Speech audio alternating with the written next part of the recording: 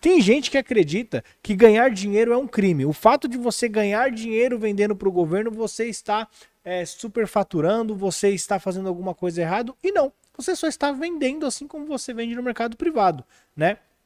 O que, claro, não pode acontecer é você ter um superfaturamento, vender por um preço acima da realidade de mercado. E a realidade de mercado adaptada a um órgão público. Tem algumas variáveis ali que mudam dependendo do órgão público, dependendo da quantidade do produto. Então, você estar vendendo algum produto dentro dessa realidade não tem crime nenhum. E a sua empresa, sim, ela visa lucros. E todo mundo sabe disso. É claro para todo mundo. Em nenhum momento você falou que você faria por doação, que você queria ajudar ao próximo. Por mais que você queira, tá? Não é crime nenhum ajudar o próximo também não. Mas a sua empresa, ela visa lucro. Se puder ajudar alguém, ótimo. Mas acredito que o foco principal é ajudar. É lucro, na verdade. Ajudar é uma consequência. Senão se criaria uma ONG, alguma coisa sem fins lucrativos, né? Alguma instituição sem fins lucrativos, beleza? Então, ganhar dinheiro vendendo para o governo não tem problema nenhum. Tira essa trava mental da cabeça. Tem pessoas que têm medo de ganhar dinheiro vendendo para o governo ou fazendo qualquer outra coisa. Pessoal, sem dinheiro você não consegue ajudar ninguém. Para ajudar alguém precisa de ganhar dinheiro, beleza? Então vamos lá. Então a primeira coisa é você entender que vender para o governo, ter um faturamento bacana, ter uma margem legal, não é problema, tá? E aí, como que você tem sucesso? Qual que é o segredo para você ganhar? Ele é dividido em várias etapas aqui, tá, galera? Eu vou falar aqui a macro e ir dividindo. A primeira dela é você ter um planejamento. Você planejar a sua empresa, planejar ela para vender para o governo. E isso é dividido, claro, em várias etapas. Eu vou tentar dar uma pincelada aqui em algumas delas, para que você entenda que ganhar dinheiro com licitação é legal, é possível, mas requer um planejamento, beleza? A primeira delas é o seguinte, cara. Vocês têm que sempre pensar a longo prazo. Eu já falei, toda vez que eu posso eu comento isso. Empreender, de modo geral, não é uma corrida de 100 metros, é uma maratona. E vender para o governo também. Não adianta você querer começar hoje e achar que semana que vem você vai estar milionário. Não vai estar.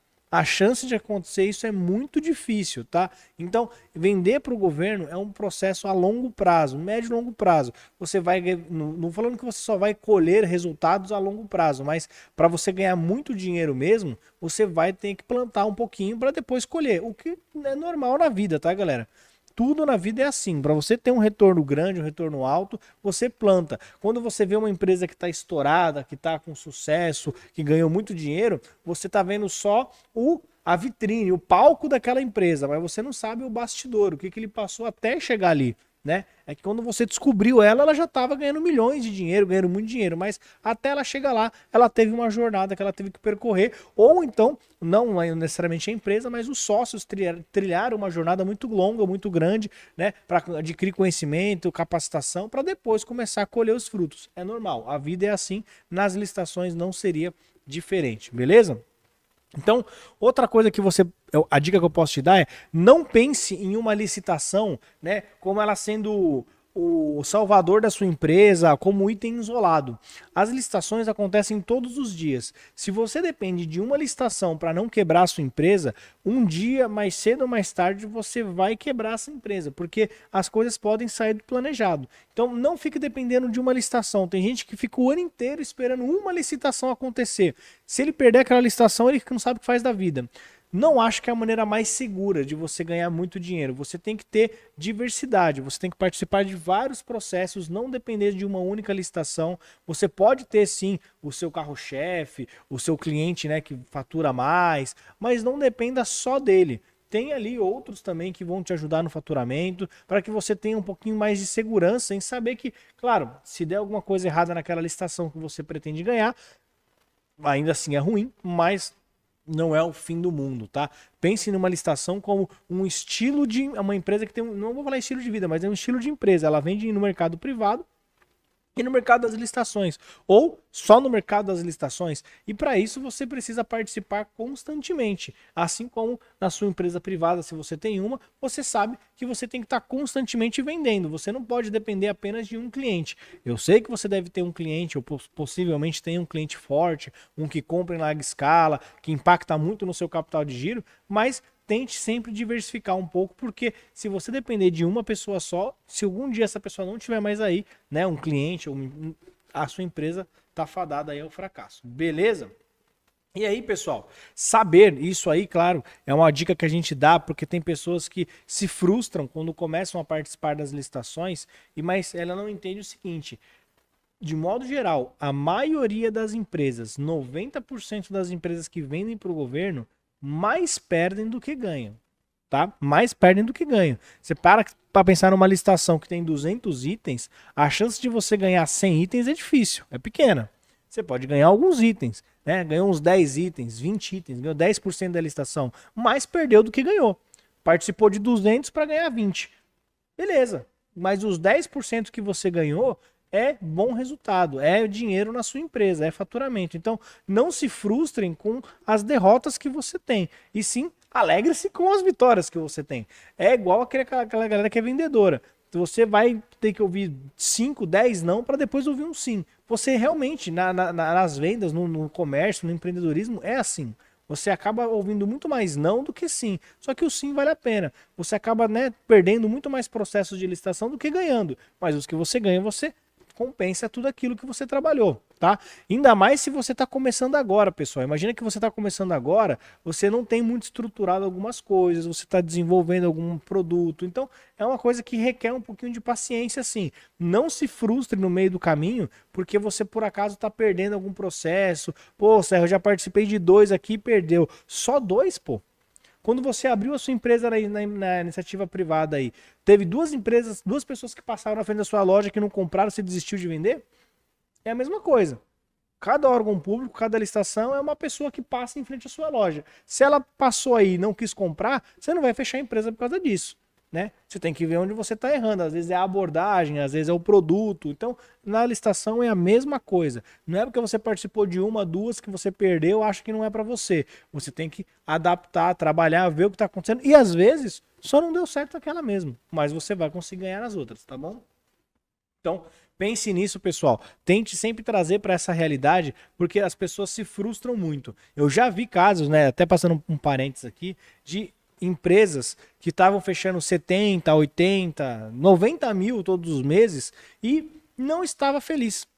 Porque tinha alguém faturando 200, tinha alguém faturando 300, ela não estava feliz. Eu falei, amigo, você está faturando 70, 80 mil todos os meses. Há 2, 3, 4 meses atrás estava faturando quanto? Para de ficar triste e querer, né? Eu sei que todo mundo se compara, mas compare-se você com você mesmo também. Não fica comparando só com a pessoa. Você não sabe a realidade daquela pessoa, você não sabe o que ela vende, como ela vende, de quem ela compra, você não sabe por quanto ela paga. Então, você ficar comparando apenas faturamento, né? Ainda mais com outras empresas, isso não é muito saudável, tá? A longo prazo você vai acabar se frustrando. Você sempre vai achar a grama do vizinho mais verde. Então, compare o quê? O seu resultado. Como que você estava ontem, como você está hoje. Eu progredi, ótimo. Então é esse o objetivo. Se você sempre comparar você de ontem com você de hoje e tiver uma melhora, você está no caminho certo.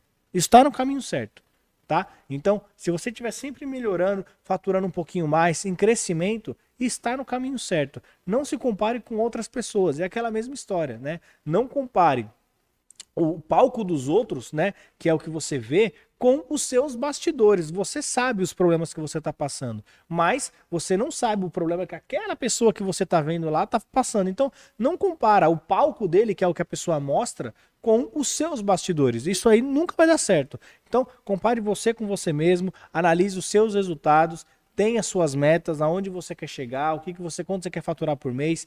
Para você, tem muitas pessoas que acompanham a Magna aqui que falam, pô, Serra, mas faturar 100 mil por mês é bom, é ruim? É uma meta, é uma meta. Tem empresas que se faturar 100 mil reais, pelos dois extremos, se faturar 100 mil esse mês, vai quebrar.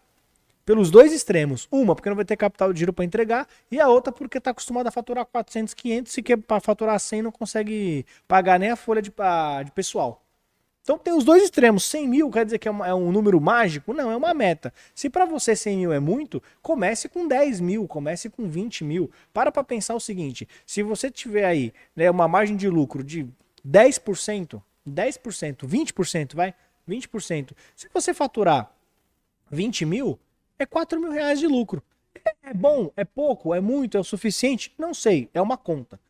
Ah, mas 20 é pouco. Então fatura 30. Fatura 40.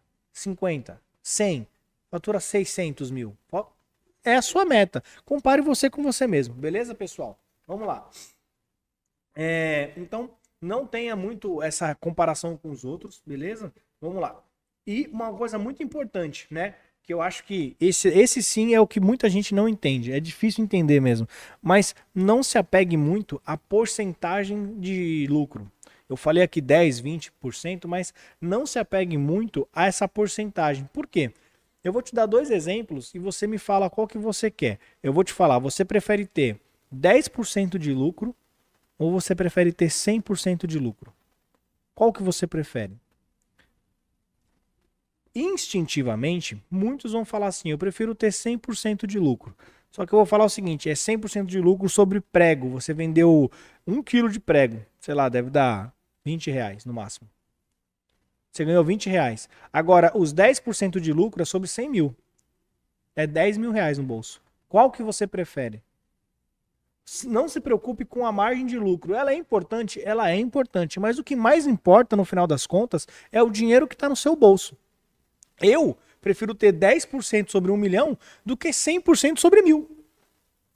Bom, eu prefiro. O que importa é o dinheiro no bolso. E todo mundo, ou uma grande parte dos empreendedores, entendem isso. E é por isso que existe a diferença do atacado e do varejo. Quanto mais você vende, tende a você diminuir um pouco a sua margem para você conseguir escalar o produto, porque o que importa é dinheiro no bolso.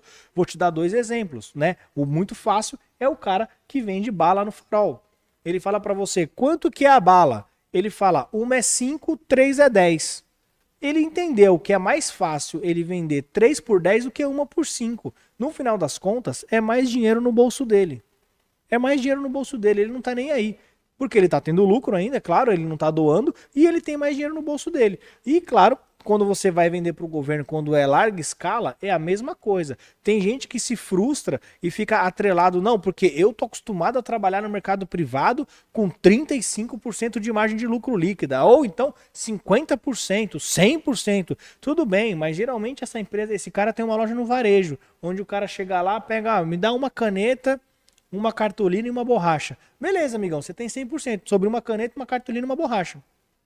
Agora, quando você vende pro governo, você vende 50 caixas com 50 canetas, pô. Aí você quer ter a mesma margem de lucro. Não vai ter. Não vai ter, já adianto. É raro acontecer. Então, você entende que quanto maior você vai escalando o seu produto, menor tende a ser a sua margem de lucro. Não adianta. A maioria dos negócios, dos comércios são assim. A maioria. Então, você vender no varejo é uma coisa. Não compare a sua margem, a sua porcentagem de lucro do varejo com o atacado. São coisas diferentes. E principalmente dependendo do ticket médio, tá? Tem gente que está vendendo produtos aí que o órgão público está comprando na casa das centenas de mil. Está comprando em larga escala e ele está querendo aplicar o preço que ele aplica na porta aqui da empresa dele de uma unidade. Dificilmente alguém vai conseguir ganhar assim. Não vou falar que não acontece, tá?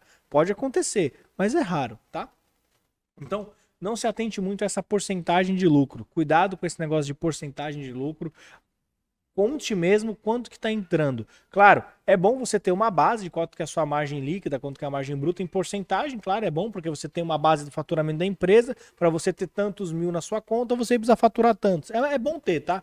Mas não ache que isso é a única informação relevante que você precisa se atentar. Não ache que isso é o primordial, tá?